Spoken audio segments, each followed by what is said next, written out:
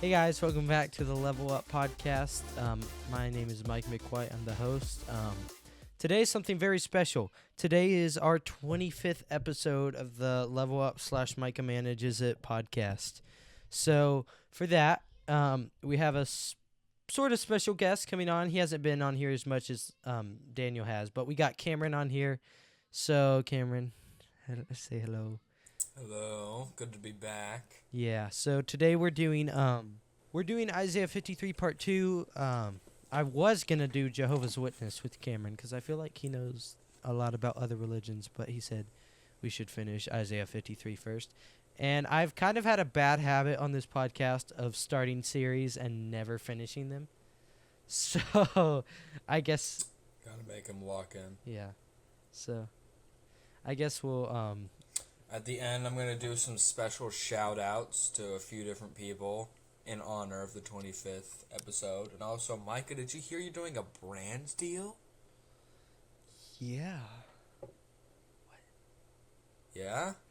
20% off on all purchases? I can't do that. It won't let me do that. I can do that for my... No, I can't. Alright, sorry guys. Yeah, so I can't do that with my merch store, Spreadshop. But anyway, yeah. So, so we'll do some more stuff at the end of the podcast for it being the 25th. There may be... I will announce this now. Or I'm just going to tell you, I got an announcement to make at the end. So some of you may hate me for it. But we're going to go ahead and dive into the podcast now. So I believe we left off on Isaiah 53, verse 6. I went back and listened to it. It's the only reason I remembered that we were doing something special for the 25th. Because I would have completely forgotten this was the 25th episode. But thanks, Micah, from the past, or me, for just going back and watching it. So, Cameron, let's read Isaiah 53, verse 7. All right, you're eating pizza, so I'll do it. Man, bringing pizza on a podcast, so unprofessional. Cameron's next podcast. Well, you could just wait until I'm done, then I'll eat. Cameron's and I'll read next it, podcast, the pizza podcast. All it is him doing ASMR pizza. Verse 7 is, he was oppressed and he was afflicted, yet he opened not his mouth. Like a lamb that is led to the slaughter, and like a sheep that before its shearers is silent, so he opened not his mouth. So we're going to break that one down real quick. So he was oppressed and he was afflicted. His whole life was that. His whole life was just... Even if he had a good day, it was still incredibly... I'm sure it was incredibly hard for him when he went from being in heaven to this. So. And, his arrest and... Yeah. Just how he was oppressed by the religious leaders. Bet you guys thought I was drinking coffee. It's actually water in a mug. So, what's that sound?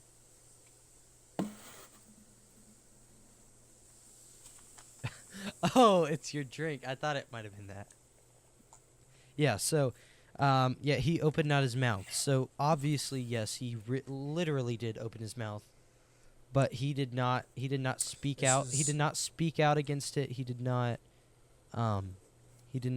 curse them. He did not call down fire upon them.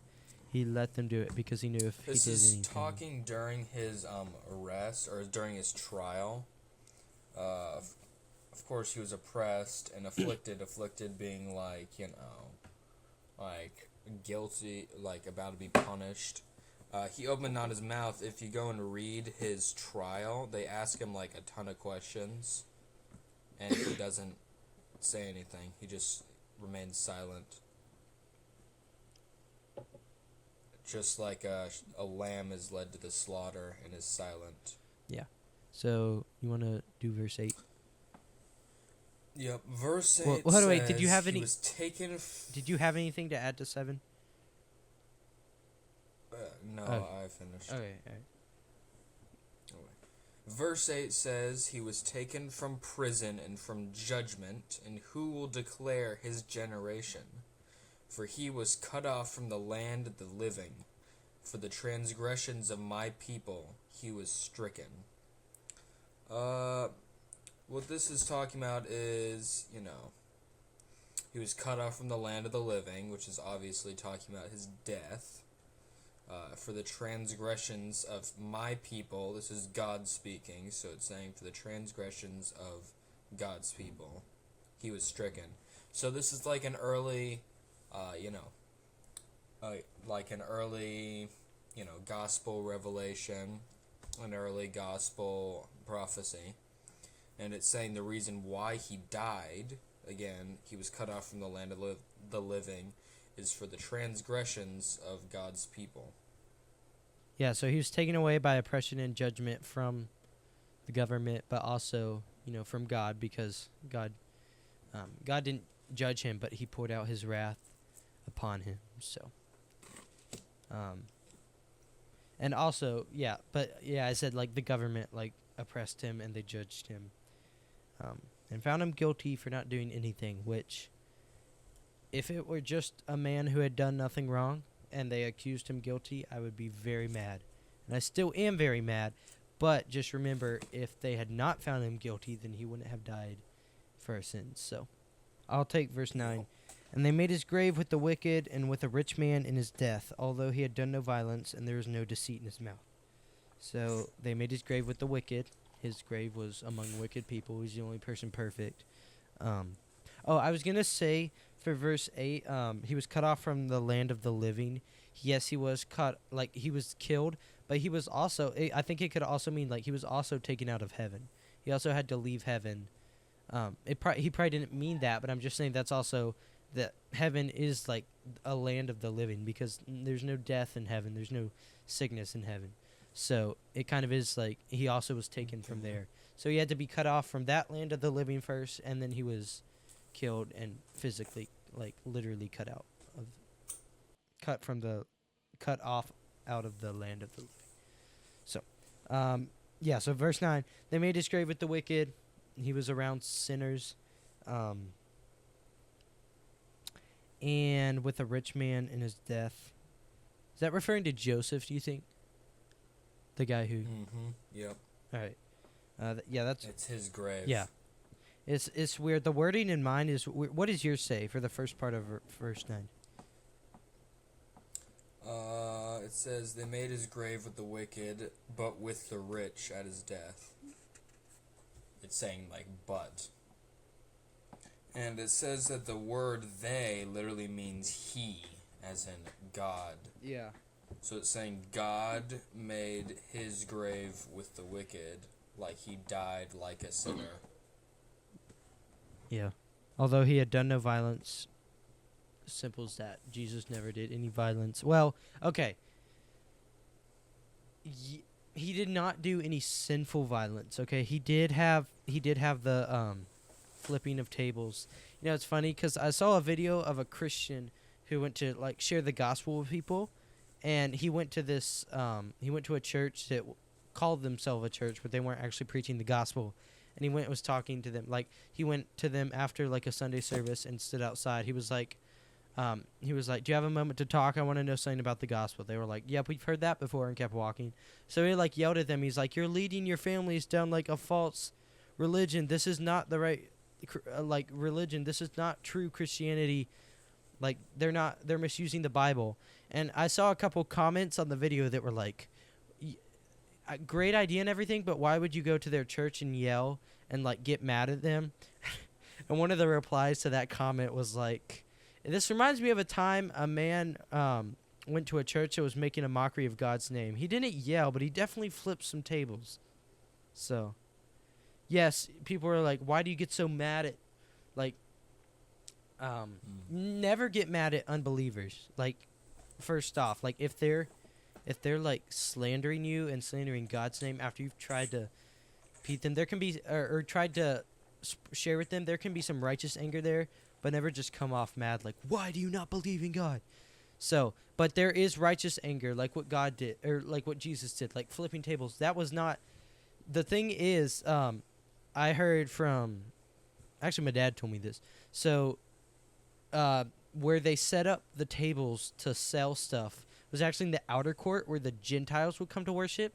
So Jesus flipping the tables and messing that up was kind of basically God's first action towards the Gentiles, because that's where they would go to worship. The Jews would go inside, but it was making it impossible for the Gentiles to worship because it was so crowded, so busy. So when he cleared that out, it made it possible for the Gentiles to worship. And so God was showing his heart for the Gentiles, which now there's not really. And yeah, because God didn't just create the Jews and then the Gentiles were these weird people that came along after. He created everybody, so he came for everybody too. Yeah, he told Abraham that from his children all nations would be blessed. Anyway, verse 10 says, "It pleased the Lord to bruise him. He has put him to grief. When you make his soul an offering for sin, he shall see his seed. He shall prolong his days, and the pleasure of the Lord shall prosper in his hand." All right, so you wanna break that down? Yeah, it's saying it pleased the Lord to bruise him. And the reason why it pleased God to bruise him was because of, the verse, like 2 Corinthians 20, I think it is. It says, he made him who knew no sin, or 21. "For he made him who knew no sin to be sin for us, that we may be called righteousness of God through him." What'd you say it was? First It Corinthians. pleased the Lord to bruise him because he was embodied sin, and so and the Lord has this righteous wrath towards sin. So by bruising Jesus, it pleased the Lord because his justice would be served. Yeah, it's second. He has put him to grief. Yeah. It's 2 Corinthians 5:21. Just to clear that up, because last time someone commented on our podcast that we had in the band. It turns out the filthy rags was actually in the Old Testament, and we were convinced it was in the New Testament. So from now on, if we say I think that's there, I'm just gonna double check it real quick just so we can say that it really is there. But yes, so it's 2 Corinthians 5:21. But continue. Mm-hmm. "When you make his soul an offering for sin, he shall see his seed, he shall prolong his days." It's talking to God. This is Isaiah talking to God. When you, God, make his soul an offering for sin. So it's saying when God makes his soul an offering, he shall see his seed, as in, the saved people. He shall prolong his days. I think it's still talking about the seed.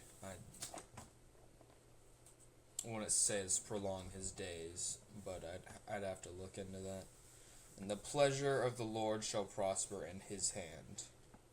The pleasure of salvation, of mercy, of love, stuff like that. I'm not sure what it means by "he shall prolong his days," though. What do you think, Micah? Make his soul an offering for sin. He shall see a seed, a large number of souls that shall be born again. And then he shall prolong his days means he shall live long throughout all ages to all eternity. Because it meant he was dead. He was dead, yeah. but then he was raised and he was seated at the right hand of God. Now he lives. So when it says he shall prolong his days, it means he won't be forgotten throughout history. Yeah, and then all generations would at least still carry the memory of Christ. And then it says the pleasure of the Lord, or mine says the will of the Lord shall prosper in his hand. That's talking about, it says the work of man's redemption is put into the hands of Christ. So that's God, that pleases God. That's his pleasure when more souls are brought to him. So he gives that to Christ. So now Christ is the one in control of bringing people to him. All right, verse 11 says, out of the anguish of his soul he shall see and be satisfied. By his knowledge shall the righteous one, my servant, make many to be accounted righteous, and he shall bear their iniquities. So out of the anguish of his soul he shall see and be satisfied. Yeah, so that's actually from the Dead Sea Scroll. The Dead Sea Scroll says he shall see light, is what my footnote says. I want to make a note on where it says, "By his knowledge my righteous servant shall justify many." I'm trying to find the verse. Proverbs 17:15 says, "He who justifies the wicked and he who condemns the just, both of them alike are an abomination to the Lord." So it says, "He who justifies the wicked is an abomination to the Lord." And then in this verse it says, "By his knowledge my righteous servant shall justify many." So these two verses work together. I saw a sermon by Paul Washer on this, and he mentioned that verse. The Isaiah 53:11 says that Jesus will justify many, and then also in Proverbs God says, "He who justifies the wicked is an abomination to the Lord." And what God does with abominations is he destroys them in his wrath. So it's saying, it's because, like, God can't forgive sin if he also has to punish sin. So the way he forgave us is by punishing Jesus instead. And because Jesus justified us and became an abomination to the Lord, and thus was punished for the punishment we deserve. So by Christ's knowledge he shall my righteous servant justify many. Your mind says, by his knowledge shall the righteous one, my servant, make many to be accounted righteous. So through Jesus' knowledge of, I think what it means here is like just what he experienced. Yeah, so basic, almost like by his experience shall my righteous servant justify many. So by Christ's death on the cross, many shall be justified before God if they just believe in him. So, yeah, and he shall bear their iniquities. That's pretty plain. He bore our iniquities, our sin on the cross.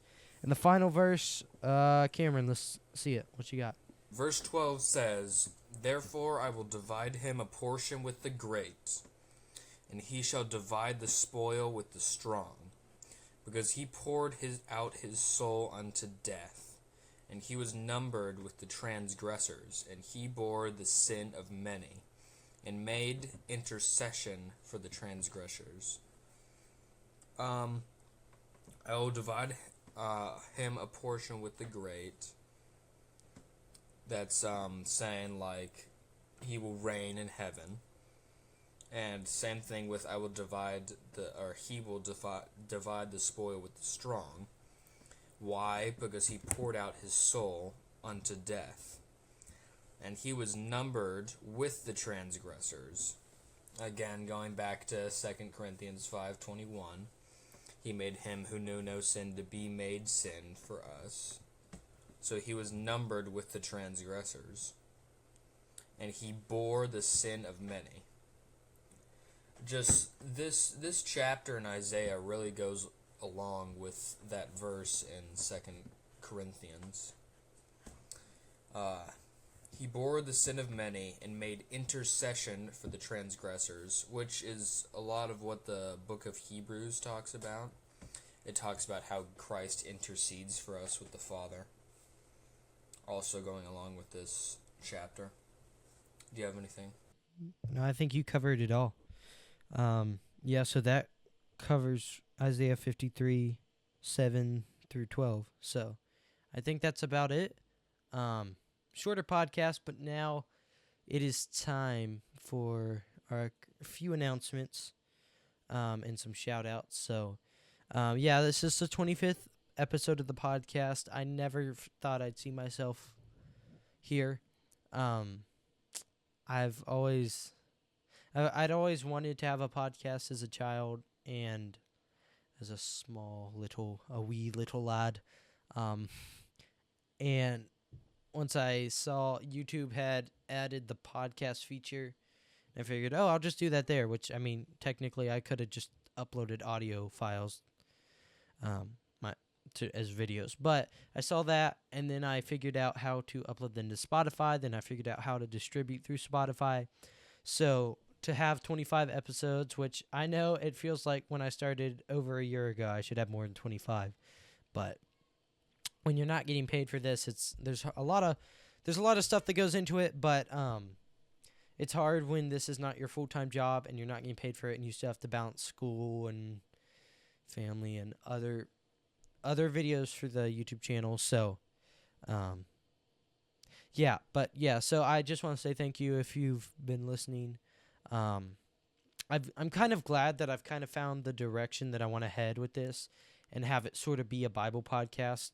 So with that, I'm going to say the first announcement. I'm still thinking about this, but I might be changing the name again because I named it Micah Manages It because I wanted to stick with the MMI trend. And in hindsight, that was just a stupid idea. I could have come up with a whole lot better of an M word. I literally searched Google and said M words, basically. And that Micah Manages It. Some people liked it, but it just didn't really make sense. So then I came with the Level Up podcast, and I like it, but there's too many Level Up podcasts on Spotify, and if you search it up anywhere, there's like 20. So I'm still trying to think of a name and maybe a brand. I want to have a better logo than like the most basic text font in Canva. So I'll hopefully be changing that soon. So if you see an update, you should have seen that on Spotify I changed all of it to just say episode, and not have like the Level Up podcast episode 20, just because from now on, in case I have to change it again, which hopefully I shouldn't have to change after third time's a charm. I don't have to keep changing the name of the videos. I can just say episode. So Cameron, or actually, I was going to give shout outs real quick. Thank you to everyone who's been on the podcast. So my brother Jack has been on it. He did, I'm going to try and go through and say each podcast that each person was on. So Jack, my brother did, what was the first one? I think it was My Favorites Part 2. Yeah, I think that was the name of it. Let me check real quick. Yeah, My Favorites Part 2. So that was his first podcast that he was on. And then the Reptiles episode, that was the other one. Yeah, and then obviously me. No, I'm kidding. So yeah, Jack was on it. And then I think the next person I had the first person I actually had on it was Jude. First time I literally called him and put a tiny little mic up to the bottom of his phone. It was the worst quality you could get. Second time he was in person. And he was sitting right here with me. And then after that, it was Daniel. Let's see, what all did Daniel have? His first one was drums and other musical instruments. Then we did the Word.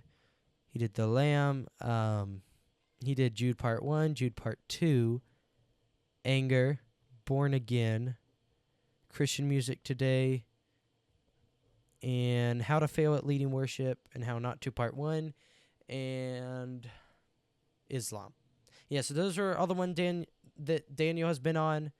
And then last but not least, obviously Cameron. Cameron has been very helpful to have on the podcast. He just knows a lot. So Cameron has not had as many, which we need to be changing that. So he's had, his first one was the Proof one, which was a very good, very nice episode. That was a lengthy episode, but that was a really great biblical episode.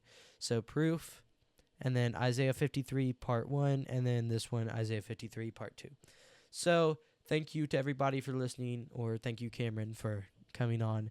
And apparently Cameron has some shout-outs to make. I'm not sure if I should be scared right now. I'm not sure what he's doing, but go ahead. So, recently, a few people have discovered this podcast. So I want to shout out Joel Lewis, because he's the one who started all this. And then I have a challenge for 3 individuals. Lake, Brandon Lake? And Judah. No. Oh. No. Anyway, you 3 know who you are. I'm not going to tell you about this podcast. But if you discover it, if you're the first one to discover it and watch all the way to this point and hear me say this, come tell me, and I'll give you $1. Anyway, Okay. that's all I have. So Cameron wanted to shout out. Yeah.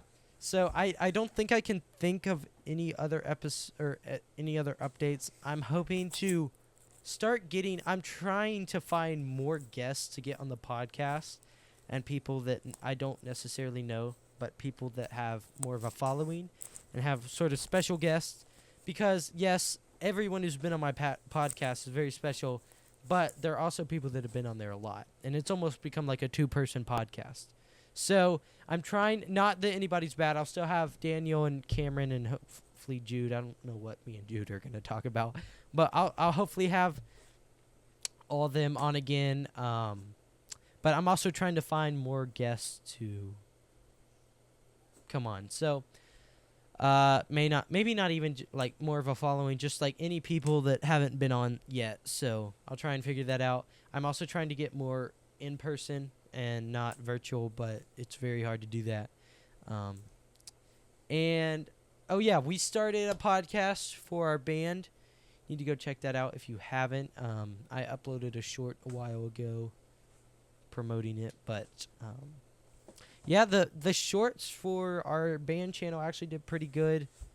It's gonna sound really small, but the first 3 got it all have 500 views, and the most recent one has 1,100. So they're all doing really good. But that's not what it's about. It's to glorify God. So I think that's all I have for this podcast.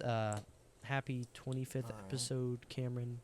Thank you And to everybody who's 2025. Yeah, the 25th. 25th year of the 2000 era. 25th episode and 25th year.